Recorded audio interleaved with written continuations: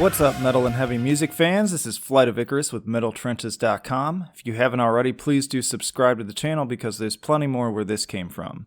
Today it's time for another edition of Bands That Changed My Life, where I just sort of talk about bands and albums that really changed the direction of my musical tastes and sort of broadened my horizons and generally had a really strong impact on me. And today our focus is California band Deftones, who have been around since roughly 1988 and are still going strong to this day with new material promised actually in the near future. Now, I became aware of Deftones due to a friend and bandmate back around 2000, probably, somewhere thereabouts. It was like late middle school, early high school for me. I'd already been introduced to the likes of Korn and Slipknot.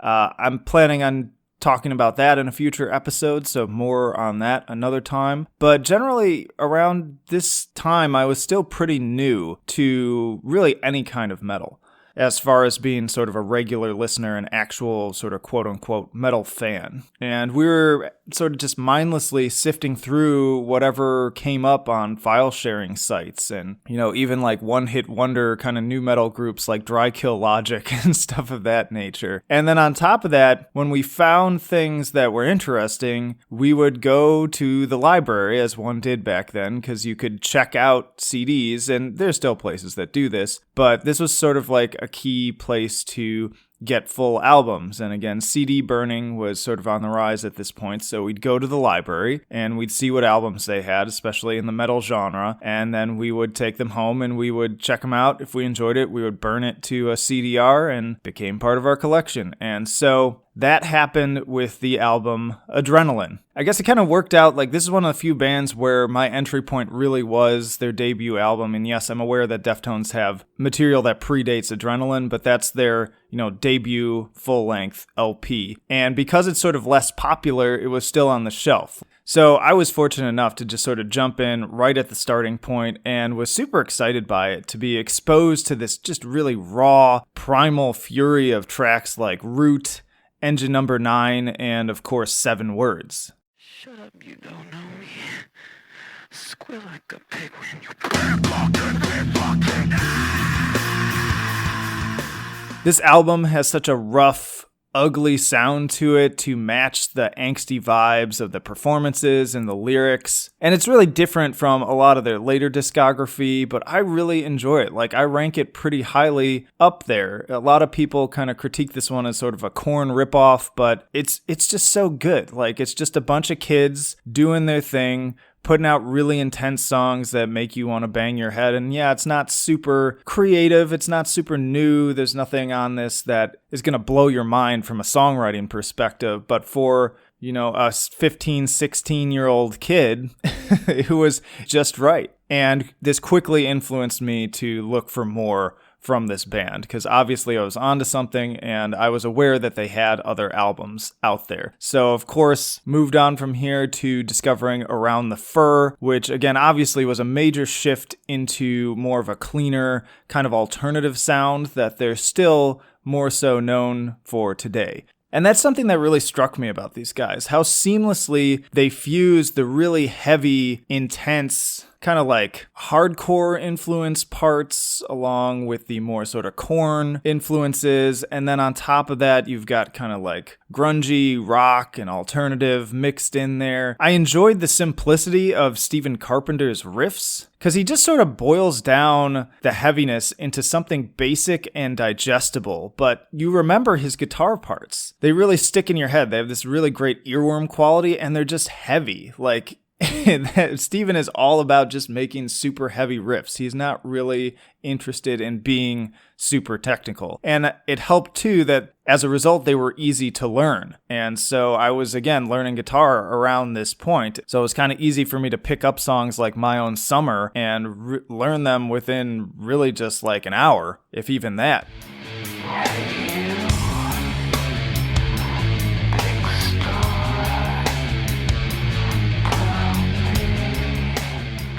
there wasn't a whole lot to them, and that just added to the replayability and my engagement with the bands. These were actually among the first metal songs that I learned to play. And then, of course, Steven also utilizes those detuned guitars, and so this was kind of my early exposure to experiencing those lower tunings that just have that break stuff kind of quality. And of course, no discussion of Deftones is complete without a discussion of Chino's very one-of-a-kind kind of vocals. There's really nobody else out there like him, especially in the metal scene. I'd say there's fewer parallels to really other metal singers, and more so to, again, kind of more stuff in the alternative zone. It kind of reminds me a little bit of Billy Corgan would probably be the closest comparison from the Smashing Pumpkins, because he mixes these wispy, soft, clean singing passages with the more harsh screams. And I was really blown away with just how high of a register he could get into with the screeches. Like, that to me was just amazing. And I was like, damn, this guy, like, this is coming from somewhere. This is so real. And I'm not going to lie, I also really dug their aesthetic. Like, remember, this is middle school, early high school, so I'm kind of looking for a style, looking for a uniform, as kids often do at that age. And I dug their kind of minimalist, sort of, Southern California skateboarder meets sort of a little bit hip-hop culture, because obviously Chino talks about having roots in that as well. And I myself definitely sported some frosted tips and Jenkos at the time. I had a wallet chain. There's a long time that I pretended that was not a thing, but now I embrace it and can laugh about it. And returning back to just Around the Fur as an album, among the great tracks like Labia, again, Around the Fur, and Head Up, this also introduced me to one of my all-time favorite songs to this day, Be Quiet and Drive.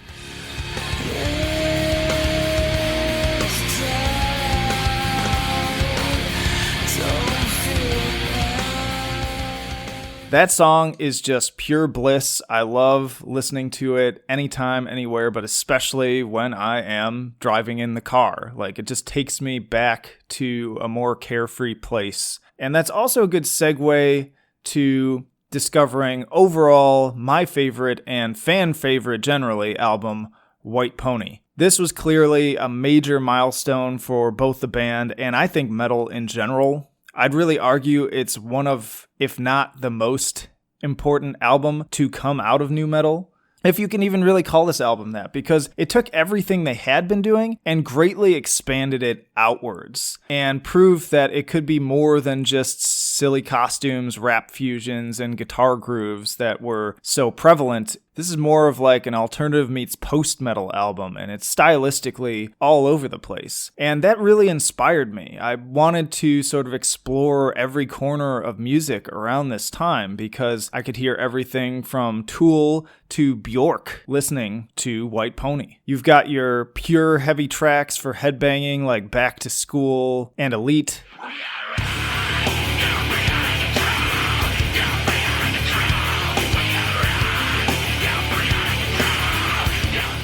And then there are softer, more haunting kind of DJ heavy tracks like Teenager and Digital Bath that equally intrigued me. And I was like, oh, I didn't really know that bands in the heavier style were allowed to do things like this. But I really like it. This is interesting. And I think that also sort of teased where Chino would start to go with side projects like Team Sleep.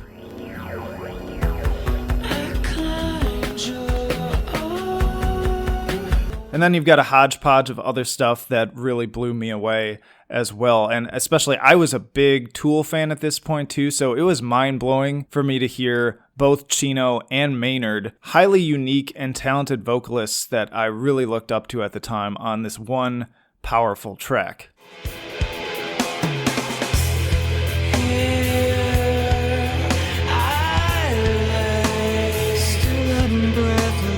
And then also kind of an underdog shout out, Knife Party. I rarely hear people bring this one up when talking about White Pony, but the atmosphere and those incredible ululated vocals that build up to this haunting and inhuman, really, shrieks are something that sliced deep into my soul when I first heard it, and still does when I listen to that track to this day. I'm like, how can those noises come out of a human being? And what pain and torture has this person been through emotionally to be able to even conjure those sounds?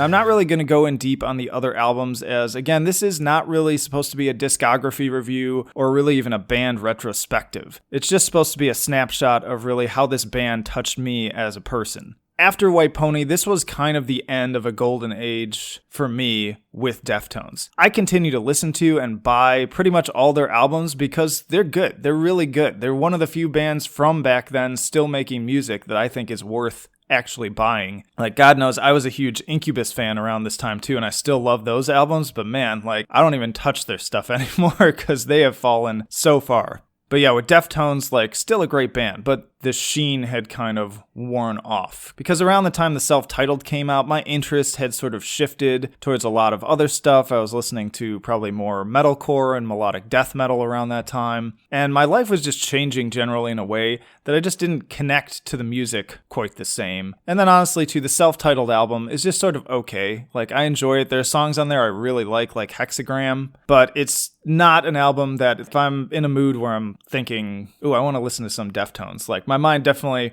doesn't go to self-titled first. Also, another thing that happened, Cheese death. So the bass player, in case you're not aware, he was in a horrible motorcycle accident. He was in a coma for a long time and sadly passed away. And that was a huge bummer as a fan, too, to say the least. Because obviously, I never met the guy, but I always thought he just seemed like a cool dude from interviews, and I know he did poetry. He seemed like this kind of grounded, important part of the band. And it just also sucked that they ended up shelving supposedly, from their own accounts, super heavy album that they had been working on during that time because they felt like they had kind of turned a corner and were not really represented by that music anymore. And I believe that album was going to be called Telos. So I'm hoping we hear that at some point in the future. Saturday Night Wrist was a great college jam for me for a while. I do remember getting super pumped, especially when Rocket Skates hit YouTube for the first time, from Diamond Eyes as well. Probably the closest thing that had got me back to that old feeling I felt when I heard the first 3 albums. So good times there.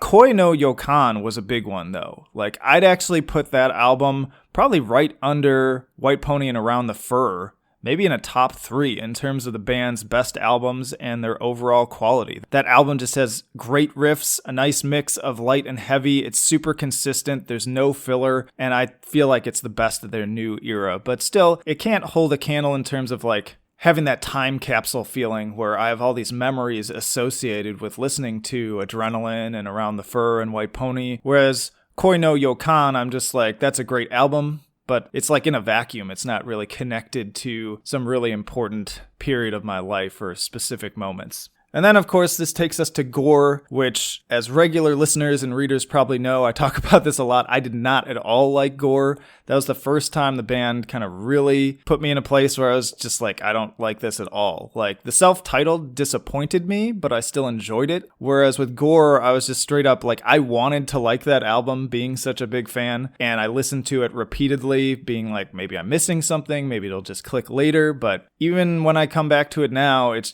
just doesn't do it for me. But that said, I'm always excited to hear what these guys churn out, and they'll always hold a special place in my heart. So, as always, I will be listening to the new album. I've heard them say that it's more like White Pony, but honestly, they've said that multiple times about other albums in the past too, so I kind of throw that away and just kind of leave my expectations low, and hopefully I'm pleasantly surprised, or if it's not good, then at least I'll just kind of be back at square one and be like, okay, I didn't expect much, and it wasn't much. So we'll see what happens, but again, I hope that was interesting for you. Just another little snapshot into a band and a couple albums that really stuck with me and pushed me forward as a music fan getting started. Obviously, I got into much more extreme and underground stuff along the road from there, but I always like hearing people's stories of kind of where they got started. It's one of my favorite things in interviews too, when people start talking about bands so different from the music they play now that just sort of started them along the road to get to the place that they are now with the stuff they're listening to and even the stuff that they're playing. But I think that's enough for this one. Again, please do subscribe to the channel if you enjoyed it. If you like the video, please do give us a like and share it with others. But this is Flight of Icarus signing off. I will see you in the trenches.